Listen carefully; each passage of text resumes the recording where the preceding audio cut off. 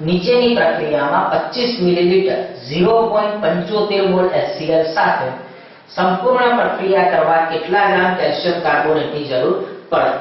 મિત્રો અહીં આપણને એક પ્રક્રિયા આપી છે જેમાં કેલ્શિયમ કાર્બોનેટની હાઇડ્રોક્લોરિક એસિડ સાથે પ્રક્રિયા થઈ કેલ્શિયમ ક્લોરાઇડ, કાર્બન ડાયોક્સાઇડ અને પાણી બને છે.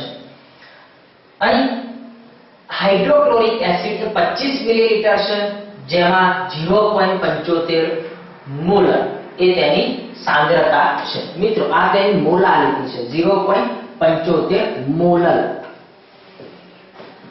હવે સૌપ્રથમ તો આપણે HCl નું વજન ગ્રામમાં શોધી કાઢીએ તેની મોલારિટીના સૂત્રના આધારે. મોલારિટીનું સૂત્ર આ મુજબ છે. મોલારિટી બરાબર દ્રાવ્યનું વજન ગ્રામમાં છેદમાં તેનો અણુભાર ગુણ્યા દ્રાવણનું કદ, જે આપણે લઈશું લીટરમાં.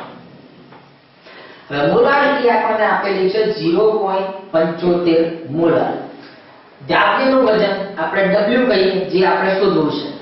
હવે HCl નો અણુભાર થશે 36.5 ગુણ્યા દ્રાવણનું કદ આપણને આપેલું છે 25 મિલીલીટર, જેને આપણે મિલીલીટરમાં ફેરવીએ એટલે 0.025 મિલીલીટર થશે.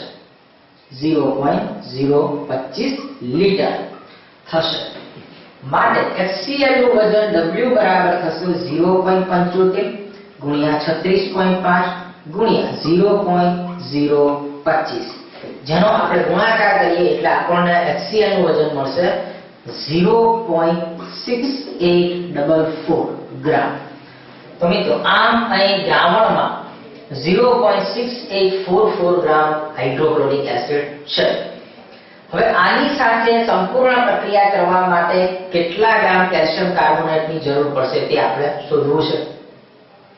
હવે પ્રક્રિયામાં આપણે જોઈએ તો કેલ્શિયમ કાર્બોનેટ એ 2 મોલ હાઇડ્રોક્લોરિક એસિડ સાથે સંયોજાય છે. અહીં 1 મોલ કેલ્શિયમ કાર્બોનેટ છે જે 2 મોલ હાઇડ્રોક્લોરિક એસિડ સાથે સંયોજાય છે.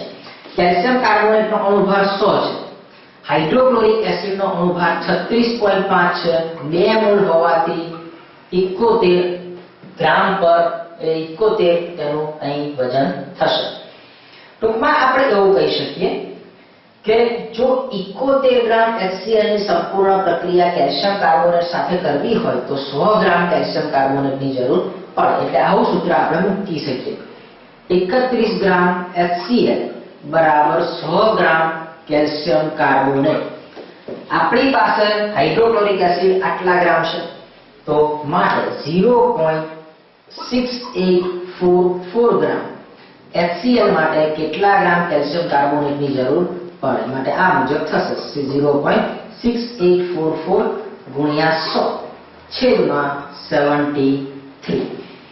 જ્યારે આપણે આનું સાદુરૂપ આપીશું ત્યારે આપણને આન્સર મળશે 0.9375 ગ્રામ કેલ્શિયમ કાર્બોનેટ. આમ 25 મિલીલીટર 0.75 મોલ